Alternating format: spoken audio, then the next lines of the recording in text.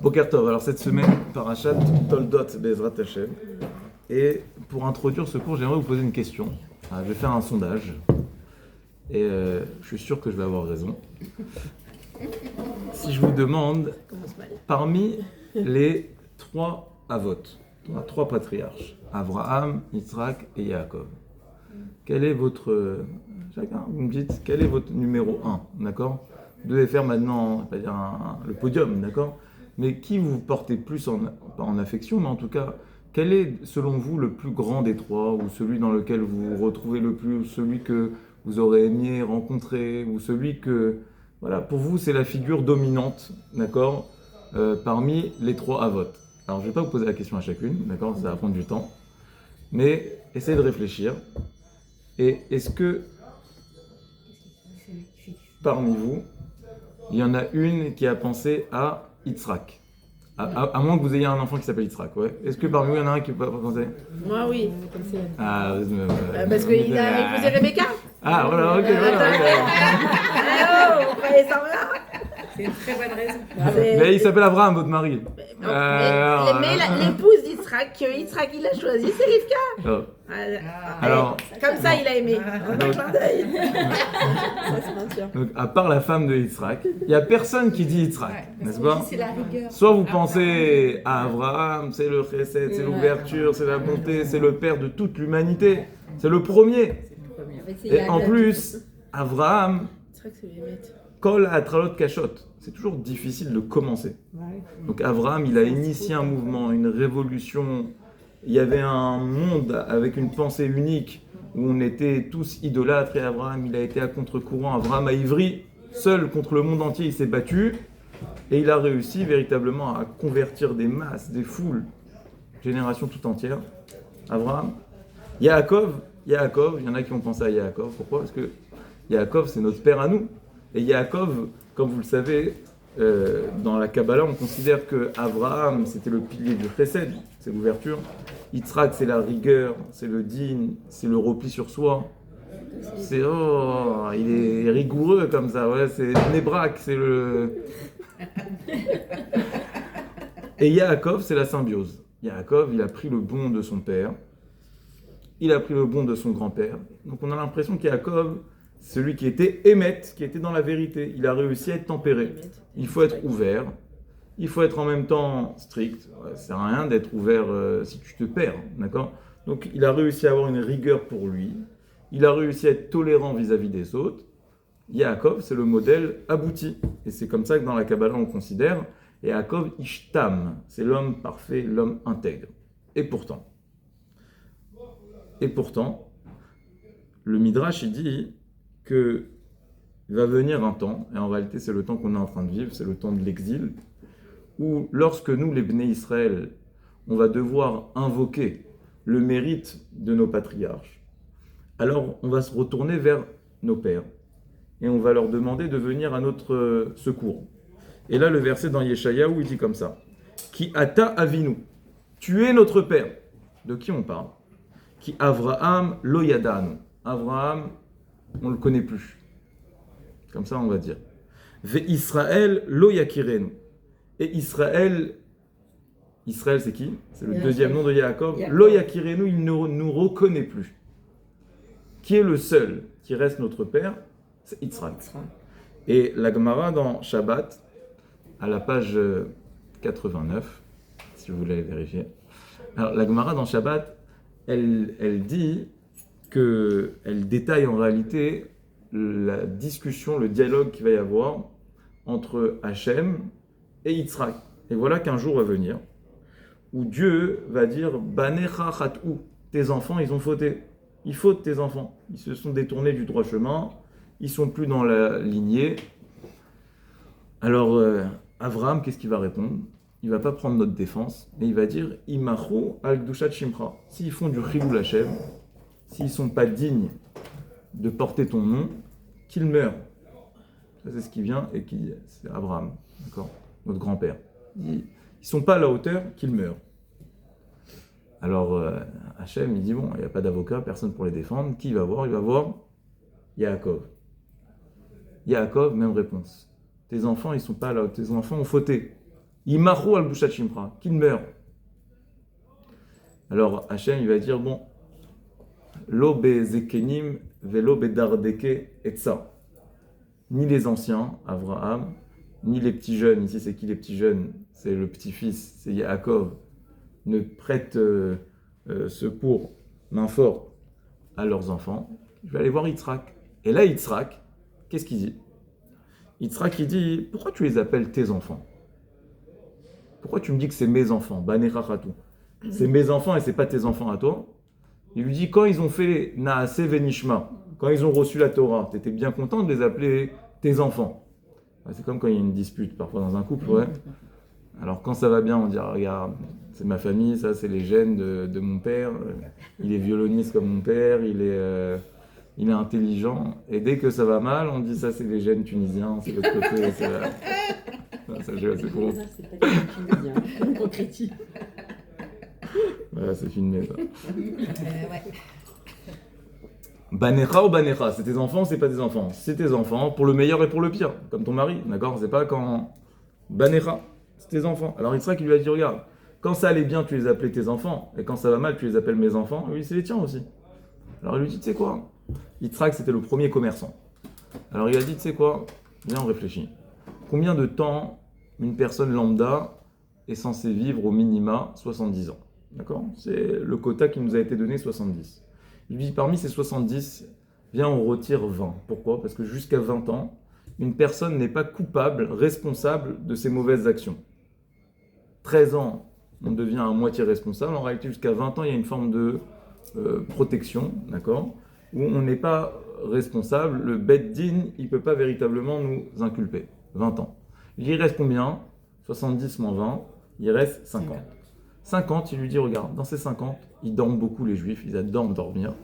Ils dorment, on va dire, allez, la moitié du temps. Il reste combien? Il reste 25. 25 ans. Très bien, c'est bien, vous êtes fort en calcul.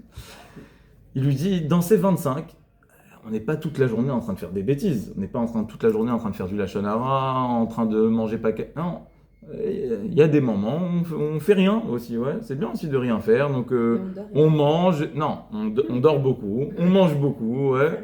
Et quand on mange, ça va. En général, on mange cachère, caniré. Donc il lui a dit, regarde, enlève encore. Il reste combien? Il reste 12 et demi. Il lui dit, bon, 12 et demi, maintenant ça c'est incompressible, d'accord? 12 et demi pleines dans notre vie de fautes. Ouais, il y a 12 années et demie qu'il faut... Alors il lui dit, c'est quoi? Viens, on fait moitié-moitié. Ouais. On a l'impression, là, ils sont au sentier. Ouais, il dit, viens, on fait moitié-moitié, d'accord? Sur les 12 et demi qui restent, tu prends la moitié, je prends la moitié. Ou alors, tu sais quoi? Tu veux que je prenne tout sur moi? Je prends tout sur moi. Mais moi, par mon mérite, moi, Yitzhak, je suis capable d'annuler tout le poids de ses fautes. Pourquoi? Parce que moi, je suis le seul à m'être sacrifié pour toi. Moi, Yitzhak, j'ai été capable d'aller jusqu'au bout pour toi. Alors, Hachem, s'il te plaît, tu passes l'éponge par le mérite de la Kedat Yitzhak. Et voilà pourquoi hein, on dit Ki ata avinu. Toi, Yitzhak, t'es notre père. Parce que t'es le seul qui est venu te défendre. Alors, tout ça, vous comprenez bien que c'est imagé, c'est romancé. Mais nous, on doit comprendre pourquoi c'est Yitzhak, plus que les autres, qui vient à notre défense. Et là, ce qui est invoqué, c'est que Yitzhak, il avait le sens du sacrifice. Alors, avant de rentrer dans le vif du sujet, je voulais peut-être... Voilà, je sais pas si je l'ai... J'oublie. Bon. Alors, je voulais peut-être réfléchir à cette idée, qu'en réalité, essayez de penser à vos parents, ou essayez de penser à vos enfants, et essayez de vous dire, qu'est-ce qui passe d'une génération à une autre? Qu'est-ce qui reste? Qu'est-ce qui nous reste de nos parents? Si vous pensez à eux, alors, quelle est la valeur qui vous reste d'eux? Quelle est la mida qui vous reste d'eux? Ou alors la vision, la manière de regarder les choses? Et qu'est-ce que vos enfants ils vont garder de vous? Qu'est-ce qui fait que ça passe d'une génération à une autre? Alors là, ce qui est écrit dans le Midrash, c'est que pourquoi des générations et des générations après, on dit de Yitzhak Ki ata avinu? Parce que Yitzhak, il a eu le sens du sacrifice. C'est-à-dire, seules les choses pour lesquelles on s'est sacrifié, ou en tout cas ça a été perçu comme tel par nos enfants, ils ont l'impression qu'on a donné, qu'on a investi notre personne, que c'était difficile. Alors ça, forcément, ça a de la valeur. C'est que ces choses-là qui vont passer d'une génération à une autre. Toutes les choses qui sont faciles, même si c'est important à nos yeux. Mais comme ils n'ont pas vu le sacrifice, alors ça passera peut-être pas. Donc peut-être c'est ça le Midrash. Lorsqu'il dit, pourquoi on va dire de Yitzhak qui ata avinu? Parce que c'est le seul dont on se ressent être les enfants, parce qu'il a réussi à nous transmettre quelque chose en tant que père, parce qu'il a été à la hauteur du sacrifice. Alors ce que je vous dis c'est vrai, et c'est faux. Ça peut être complètement faux. Il y a des choses pour lesquelles on se sacrifie, et qui vont pas du tout passer d'une génération à une autre. Ouais, pas du tout. Bien au contraire. Parfois ça peut créer même l'envie de faire exactement l'inverse, c'est nos enfants. Et nous on se dit, mais comment? Moi je me suis sacrifié pour ça, toute ma vie. Je parle même pas maintenant de religion, d'accord? Quelqu'un, il s'est tué au travail. Ouais.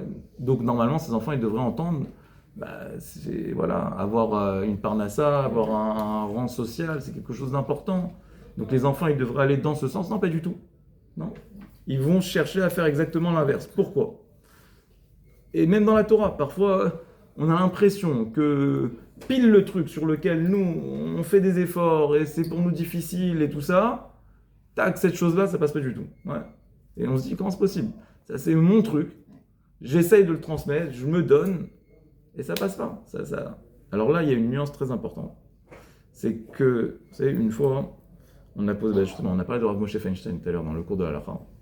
Alors, il faut savoir que Rav Moshe Feinstein, il était Gadol Hador, grande génération, principalement aux États-Unis, mais il vivait dans une époque où pour les Juifs qui étaient émigrés aux États-Unis, c'était très très difficile. Pourquoi? Parce que on était dans une époque où donc, l'économie américaine elle marchait à plein régime, et les Juifs qui venaient donc fraîchement après la Seconde Guerre mondiale, ils devaient chercher de quoi subvenir à leurs besoins, vivre. Et donc ils se faisaient employés dans des usines, trouver des petits travaux qui étaient pas forcément un grand métier, mais chaque semaine ils se faisaient virer. Pourquoi chaque semaine ils se faisaient virer? Arrivait le Shabbat, ils disaient écoutez, nous on ne travaille pas le Shabbat. Ils disaient monsieur, il va falloir chercher un nouveau boulot. Et donc voilà comment chaque semaine, chaque juif qui se respectait, tous les dimanches matins, ils allaient chercher un nouvel emploi. C'était comme ça, c'était leur train de vie, d'accord, leur manière de fonctionner. C'était très difficile, c'était une épreuve. Chaque semaine, leur émouna, leur bitachon, il était mis à rude épreuve. Et pourtant, ils se sont tous pliés à cette règle. Ils ont tous respecté le Shabbat. Première génération. Deuxième génération, les enfants. Moitié-moitié. Il y en a qui ont suivi, et il y en a qui ont dit, écoute, pour nous, le Shabbat, c'est synonyme de supplice, d'accord? C'est synonyme d'angoisse, c'est synonyme d'instabilité. On peut pas suivre. Ils ont posé la question à Rav Moshe Feinstein, qu'est-ce qui a fait la différence? Alors, il a dit, la différence, c'est la suivante. C'est comment ce père de famille, il encaissait le choc lorsqu'il rentrait chez lui le Shabbat, le vendredi soir. Est-ce qu'il rentrait avec le sourire et il disait à ses enfants, écoutez, regardez les enfants, c'est magnifique, on a encore l'occasion de montrer à Hachem combien on l'aime et combien on est proche de lui et combien ça ne nous fait pas peur, et au contraire, plus on se sacrifie, plus on s'attache. Est-ce que j'accepte l'épreuve avec joie, avec sourire, ou est-ce que j'accepte l'épreuve avec difficulté? C'est compliqué, il entend les parents se parler, se stresser. Alors, celui qui a vécu dans une atmosphère où l'épreuve elle était appréciable, mais Yitzhak avec le sourire, alors là, ce sacrifice il va passer. Si par contre, tu subis, mais tu subis justement, d'accord? C'est-à-dire que tu le fais, mais c'est dur, ouais. Comme certains me disent, j'aurais aimé ne pas savoir. Ouais, quand je vous disais à la route, ouais, voilà, ne me dites pas, ça va, on ne veut pas savoir. Ouais. Non, tu kiffes, tu fais les choses, tu kiffes. Ouais. Et ça, c'est un travail très difficile. De réussir à en même temps montrer à nos enfants que c'est difficile, mais c'est un plaisir. Mais si vous arrivez à être dans cet équilibre, dans ce double jeu, qui de l'extérieur peut paraître contradictoire et paradoxal, mais quand on vit les choses de l'intérieur, non. C'est difficile, mais c'est un kiff. Ça, si vous arrivez réussi à transmettre ça, c'est sûr que ça passe. C'est sûr que ça passe. Je vais Et c'est pour ça que... très sympathique. Après. D'accord. Et- Là, c'est pas grave, parce que c'est à ce sujet, c'était incroyable. Après, bien sûr, on n'a pas le temps. T'oublies pas. Hein. voilà. Non, tu vas nous On la raconter à remettra au tous. montage. On la Voilà. remettra Tu vas nous raconter à tous. Ça va intriguer les auditeurs, comme ça va leur donner envie de venir. Il y a plein de choses qui se passent derrière la caméra. J'avais oublié la Alors c'est ça qui est écrit. Yitzhak, Ikarel et Chazara. Tu veux une descendance? Alors la descendance, elle va passer par Yitzhak. Pourquoi? Parce que Yitzhak, c'est en même temps la figure du sacrifice, mais en même temps, Yitzhak, c'est quoi? Tzrok, c'est le sourire. Donc Yitzhak, vous l'imaginez dans la rigueur comme ça? Ouais, pas du tout. Yitzhak, il était retiré, il était effacé, il était sacrifié, mais c'était celui qui souriait. Et donc c'est pour ça que Dafka, lui, c'est son mérite qu'on va invoquer parce que on se reconnaît être ses enfants plus que Avraham et plus que Yaakov. Alors le problème, c'est qu'on ne sait rien de Yitzhak. C'est pas juste même. Avraham, il a 3 parachiotes. Il a Lech Lecha, il a Chayesara, Vayera, Chayesara. On parle de lui. On connaît toutes les mésaventures d'Avraham. On sait qu'il a été éprouvé à 10 reprises. Si je vous demande, racontez-moi la vie de Avraham, vous en connaissez les grandes lignes. Alors que celle de Yaakov aussi, à partir de la semaine prochaine, jusqu'à la fin du Sefer Bereshit, on a 5-6 parachiotes, on parle que de Yaakov. Si je vous demande, racontez-moi les mésaventures de Yaakov, vous allez me dire, ouais, on connaît. Alors si je vous demande, Yitzhak, il n'y a rien. si je vous demande, c'était quoi la vie d'Yitzhak? Est-ce que quelqu'un sait C'est pas. qu'est-ce qu'il a fait Yitzhak de sa vie? Or, je vous rappelle que Avraham a vécu, ils ont eu des longues vies. Avraham a vécu 175 ans. Yaakov a vécu 147 ans. Et Yitzhak, combien? Yitzhak, il a vécu 180. Donc, ça veut dire c'est celui qui a eu la vie la plus longue.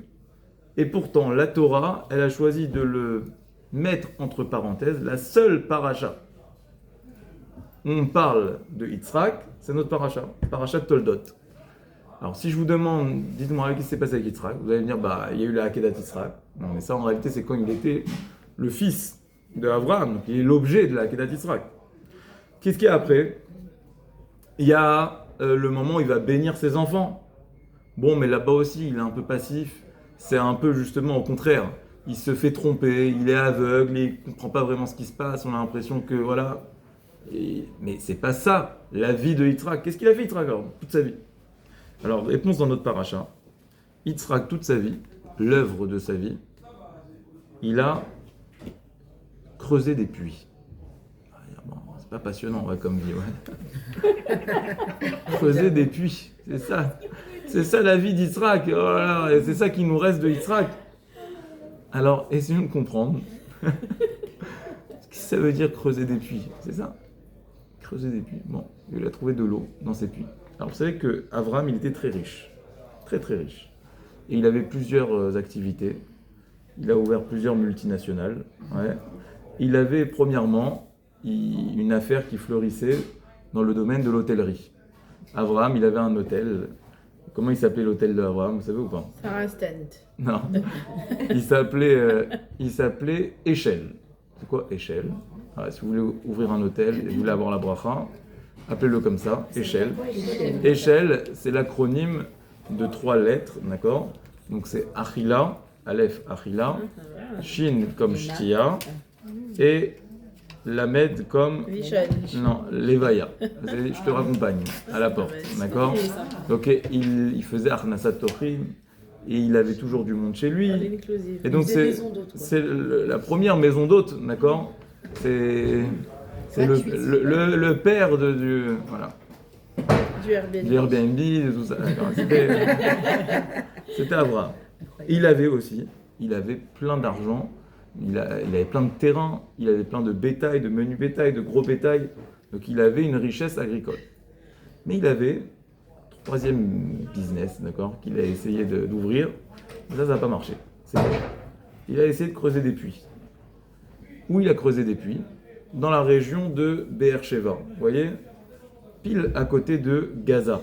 Ce qu'on appelle dans la Torah Eretz. Comment ça s'appelle Gaza dans la Torah? Vous allez voir, c'est très surprenant. Comment ça s'appelle? Hamas. Ça s'appelle Eretz Pelishtim. D'accord? La terre des Pelishtim. Alors juste, j'ouvre une parenthèse. Des méchants, quoi. Est-ce qu'il y a un lien entre Avimelech, Melech Pelishtim, le roi des Pelishtim, et les Palestiniens qu'on connaît trop bien aujourd'hui? Ouais. Est-ce qu'il y a un lien ou pas? Alors, réponse, le nom, mais c'est un nom d'emprunt. Ça veut dire que historiquement parlant, après la révolte de Bar Korba en 138, le roi, l'empereur Adrianus, il a décidé de renommer la terre d'Israël, qui s'appelait la Juda à l'époque. Il a dit ça va s'appeler la Palestine. Pourquoi? C'est un pied de nez. Al-Shem, au nom de Eretz Pelishtim, de ses habitants qui habitaient à l'époque de Abraham. Les Pelishtim, ils s'appelaient, donc il a dit ça va s'appeler Eretz Pelishtim. Bien des années plus tard, sont venus des Arabes qui venaient de Jordanie, ils se sont installés chez nous en Israël, et ils se sont appelés les Palestiniens. Donc en réalité, c'est un nom d'emprunt qui n'a rien à voir. C'est pas la même population. Il n'y a aucun lien généalogique entre ces personnes et Eretz Pelishtim, mais le nom, il est oui emprunté de Eretz Pelishtim. Alors ce qui est intéressant, et vous allez voir que c'est l'ironie du sort, enfin c'est tel que nous on entend l'histoire. Ça veut dire quoi le mot Pelishtim? Qu'est-ce que ça veut dire en hébreu? Si je vous demande la racine étymologique du mot Pelishtim. Alors, c'est écrit, ce que je vous dis, c'est tiré du Radak, et il dit la chose suivante. Il dit l'iflosh en hébreu, c'est-à-dire quoi un polesh? Vous avez jamais entendu ça? Un polesh. Conquérir. Polesh, c'est soit conquérir, soit squatter. C'est-à-dire, alors, non, c'est vrai ce que je dis. C'est-à-dire, Possession des biens. Pelishtim, exactement ça. c'est-à-dire le mot Parasite, quoi. mais le mot Pelishtim, l'iflosh, ça veut dire squatter. D'accord? Donc eux, ils savent pas. Mais ils se sont appelés au nom des premiers squatteurs, qui étaient les Pelishtim. Alors pourquoi c'était des squatteurs? C'est chez eux? Non. Il dit le Radak, même eux, c'était une population, déplacée. Nomade. Ils venaient d'Égypte et ils ont voulu s'installer à Gaza. Donc même les Palestiniens de base, qui n'ont rien à voir avec les Arabes d'aujourd'hui, même eux, c'était une population polèche, squatter. Et là, il va se passer quelque chose à la frontière de Gaza. D'accord? Donc à l'époque, il n'y avait pas de tunnel, mais il y avait des puits. Abraham, il a décidé de creuser 3 puits. Et voilà que quelques années plus tard, il revient, et ces puits ont été bouchés. Par qui? Par les esclaves, les travailleurs de Avimelech, donc les Palestiniens. Ils ont rebouché ces puits. Alors Abraham va voir Avimelech, le roi. Il lui dit, dis-moi, c'est quoi cette histoire? Pourquoi tu rebouches mes puits? Alors ils lui disent, écoute, on n'est pas d'accord sur l'emplacement exact des puits, d'accord? La frontière de 68, on n'est pas trop d'accord. Toi, tu dis que les puits, tu les as creusés de ton côté, mais nous, on dit que tu les as creusés dans notre côté, donc c'est pour ça qu'on les a rebouchés. Ok? Voilà. Le vicouar qui s'est passé avec Abraham. Abraham, il a dit, il n'en est pas question. En réalité, ces puits sont restés bouchés. Vient Yitzhak, quelques années plus tard. Et c'est ça, la vie d'Yitzhak, telle qu'elle nous est décrite dans notre paracha. Qu'est-ce qu'il va faire? Il va poursuivre l'œuvre de son père, là où son père a échoué. Ces puits ont été rebouchés. Yitzhak, il va dire, moi, je vais creuser à nouveau ces puits, et il va creuser les 3 puits que Abraham avait creusés. Il va creuser 3 nouveaux puits. Échec, Sitna, je ne sais plus exactement comment il s'appelle, et Rehovot. Et il va creuser un 7e puits, qui va s'appeler, selon vous, comment on dit le 7e puits en hébreu? Be'er-Sheva. Be'er-Sheva, d'accord? De là, la ville de Be'er-Sheva. Voilà ce qu'il a fait Yitzhak. Alors, bon, le Ramban, il dit, non, cette histoire, elle est... On s'en fout, quoi. C'est-à-dire, désolé, mais... c'est vrai, les puits, ça nous intéresse pas. Et en plus de ça, En plus, Yitzhak, qu'est-ce qu'il a fait ici? Non, il a juste recreusé les puits que son père il a fait. C'est pas très glorifiant quand tu viens parler de Yitzhak, de dire bon, il a refait la même chose que son père. Il était un peu plus loin, d'accord? Donc, bon, ok, très bien. Non. Forcément qu'il y a une profondeur ici qu'on doit comprendre. Alors, le Zohar, il dit que la grande différence, et là on rentre maintenant dans la profondeur et dans l'explication, la grande différence entre Avraham et Yitzhak, c'est que Avraham, il a fait sa révolution. Il a eu plein d'élèves. Il a réussi à convertir des masses entières de personnes. Mais dès qu'Avraham est mort, et le Zohar il dit, c'est concomitant avec le fait d'avoir rebouché les puits de Avraham, toutes les personnes qu'il avait réussi à influencer sont redevenues comme auparavant idolâtres. Lorsque Yitzhak, qui a recreusé les puits, au moment où il a recreusé les puits, alors là, les personnes que Abraham avait converties et qui avaient lâché prise se sont à nouveau réinvesties, et ça a été éternel.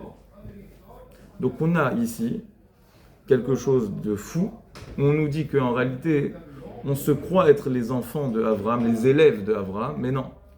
Sachons que Abraham a révolutionné le monde, mais sa révolution s'est éteinte avec lui. Bon, et son fils a pris la relève. S'il n'y avait pas eu Yitzhak, ça se serait fini. Qu'est-ce que ça veut dire?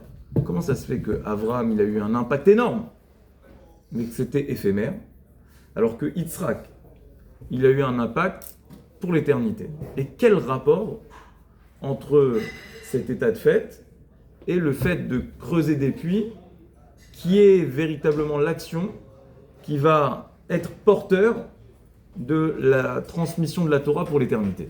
Qu'est-ce que ça a à voir avec le fait de creuser des puits? Alors, il est un peu tard, donc on va directement, je vais lire avec vous un texte qui est tiré des sichot du Rabbi. D'accord?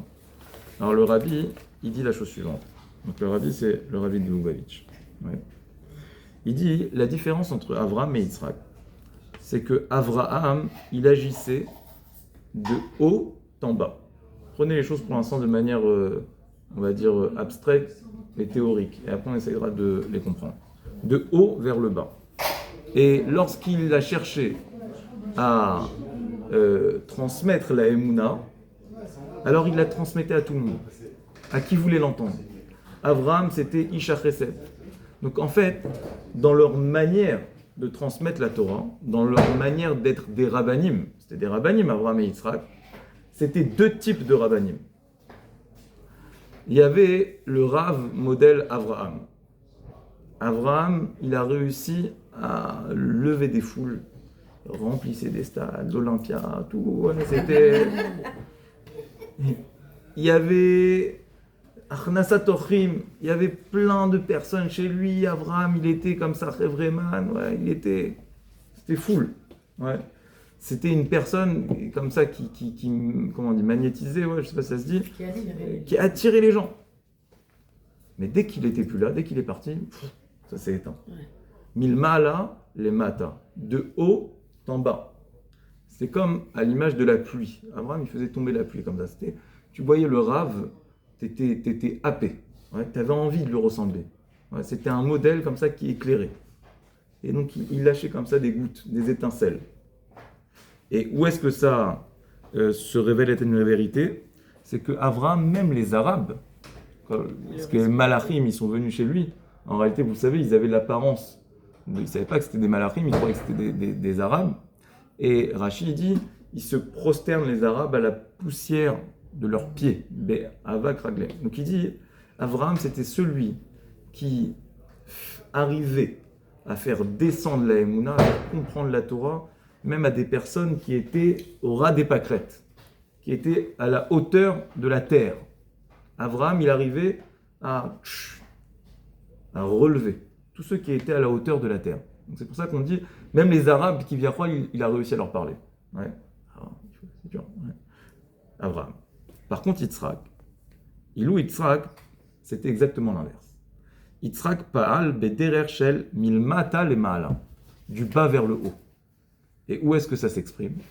Dans le fait que Yitzhak, c'est quoi l'image qui nous est donnée chez Yitzhak? Il creusait des puits.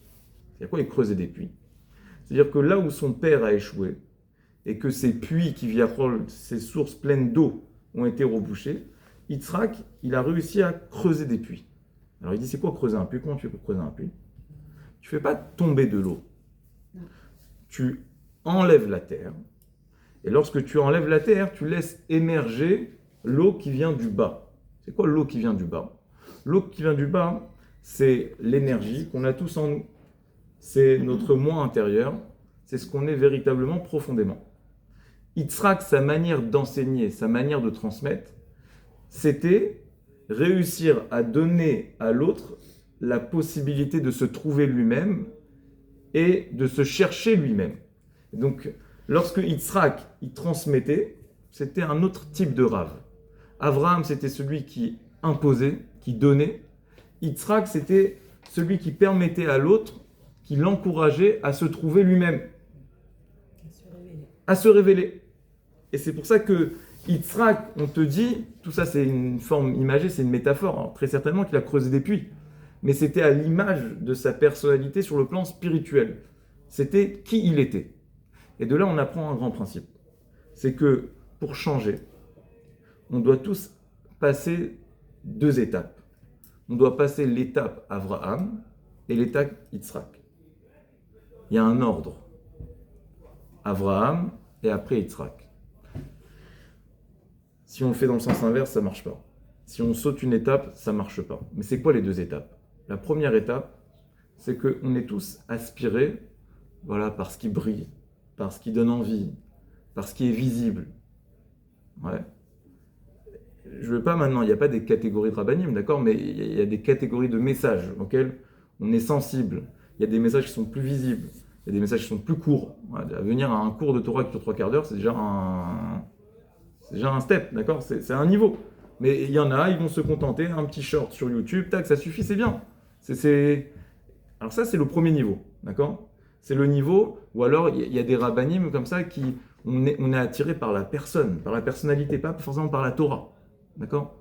Voilà, ça nous grandit, on se sent grandi d'être à son contact ou dans son environnement. Alors ça, c'est bien, c'est nécessaire, mais c'est la première étape. C'est l'étape Avraham, Milmala, les Mata, d'accord? C'est des ondes comme ça qui sont envoyées. C'est la publicité, ouais. C'est la vitrine du magasin. Mais il y a un moment, ouais, tu te lasses de la vitrine, normalement, ouais. On en a marre de faire les vitrines tout le temps, ouais, de regarder que ce qu'il y a à l'extérieur. On a envie de rentrer aussi dans le magasin parfois, ouais. Si on est vraiment intéressé, vraiment on veut rentrer dans le magasin, ouais, ça y est.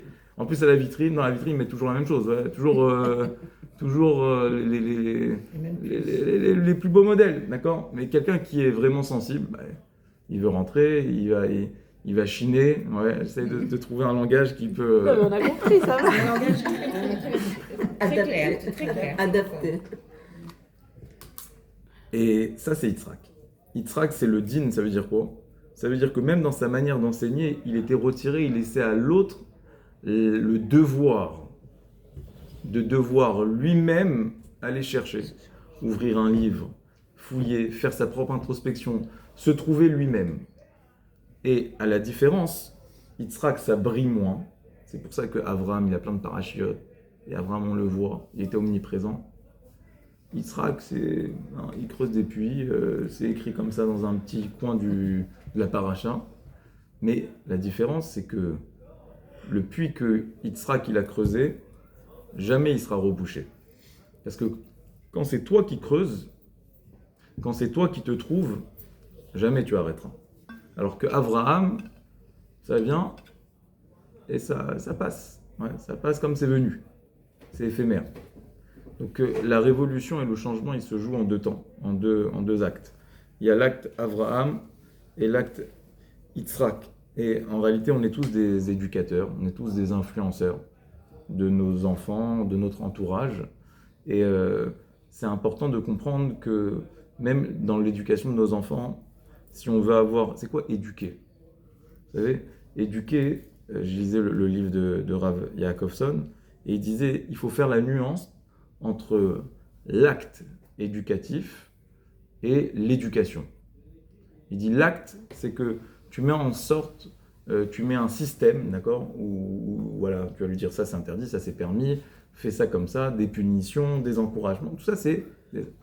Mais c'est quoi le but de l'éducation? Si je vous demande, c'est quoi le but? Ça veut dire quoi éduquer ses enfants? C'est quoi le but? Alors la Torah elle a dit Chanor lana al pidarko gam ki yazkin lo yasur mimena. Le but de l'éducation, je traduis la phrase, c'est éduque l'enfant selon sa nature, al pidarko, d'accord, selon sa manière d'être, et gam ki yazkin lo yasur mimena. D'une telle manière, même lorsqu'il va vieillir, il ne se détournera pas de ce chemin et de ce modèle que tu as choisi pour lui. Donc il dit Shlomo Ameler, si on veut savoir c'est quoi le but de l'éducation, c'est quelles sont les actions que je fais qui font que lorsque mes enfants ne seront plus avec moi, ça ne veut pas dire que je ne serai plus là, mais ils seront plus sous ma tutelle, sous ma coupe, sous mon autorité, ils ne se détourneront pas de ça. Tout ce que je fais dans cette optique, ça s'appelle l'éducation. Tout ce que je fais en pensant à maintenant, ça s'appelle la destruction. De l'éducation, c'est ce que je fais pour essayer de leur donner des messages qui vont rester, qui vont perdurer même une fois que je ne serai plus avec eux. Ça, c'est de l'éducation. C'est de penser à un acte éducatif que vous faites. Ouais. Vous dites à votre enfant, je sais pas, non, ne fais pas ça. Ouais. C'est pas de l'éducation. D'accord ? C'est juste c'est des actions que je suis obligé de mettre en place pour pouvoir faire passer les messages. Mais le message, c'est ça l'éducation. C'est ce que j'essaie de lui transmettre qui va lui rester bien après. Maintenant, le modèle éducatif de Abraham, il est éphémère. Le modèle éducatif de Yitzhak, il est éternel. Pourquoi? Parce que Yitzhak, c'est celui qui permettait à chacun de trouver Darko, son chemin. Et c'est ça, en tant que parents, notre devoir, c'est pas d'imposer à nos enfants, et c'est très difficile, mais c'est de discuter avec eux pour essayer un maximum de faire en sorte qu'eux-mêmes, ils sachent creuser leur propre puits pour laisser ressortir leurs propres ressources. Donc on doit les aiguiller pour eux-mêmes creuser leur puits et pour trouver leur propre eau. Chanor lanar pidarko, c'est que de cette manière que Gam ki yaskin lo yasur mimena. Voilà. Chazak ubaru, Shen Yisrael.